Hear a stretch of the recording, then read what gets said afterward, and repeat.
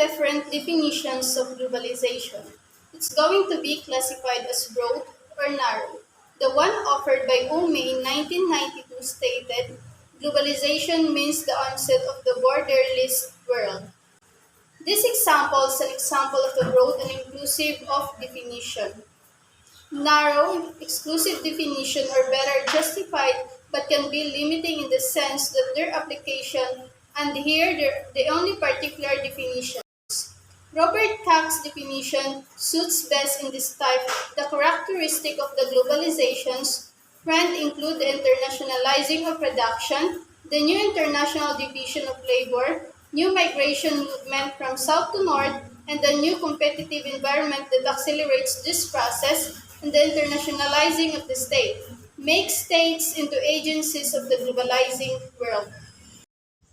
A more recent definition was given by Ritzer. Globalization is a transplanetary process or a set of processes involving increasingly liquidity and the growing multidirectional flows of people, objects, places, and information as well as the structures they encounter and create that are barriers to or expedite those flows.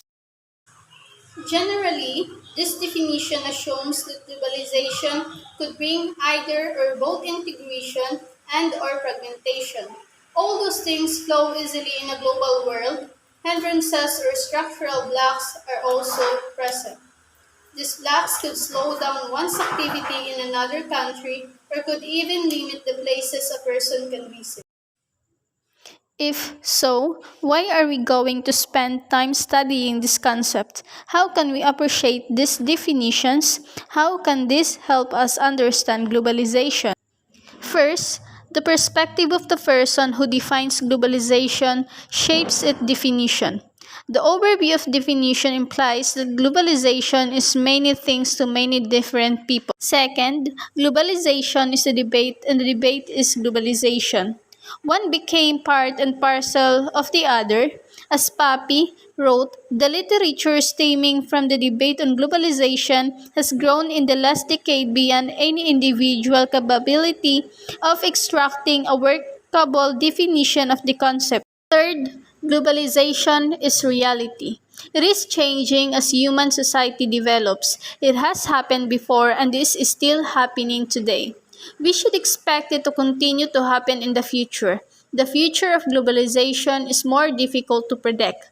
What we could expect in the coming years is what happened over the past 50 years, and that is the fluidity and complexity of globalization as a concept which made more debates, discussions, and definitions than agreements on it. Metaphors of globalization. In order for us to better understand the concept of globalization, we will utilize metaphors. Metaphors make use of one term to help us better understand another term. We will use the solid and liquid of the states of matter. Solidarity refers to barriers that prevent or make difficult the movement of things. Solid can either be natural or man-made. Liquidity refers to the increasing ease of movement of people, things, information, and places in the contemporary world. Flows are the movement of people, things, places, and information brought by the growing porosity of global limitations. That's all for today, and thank you.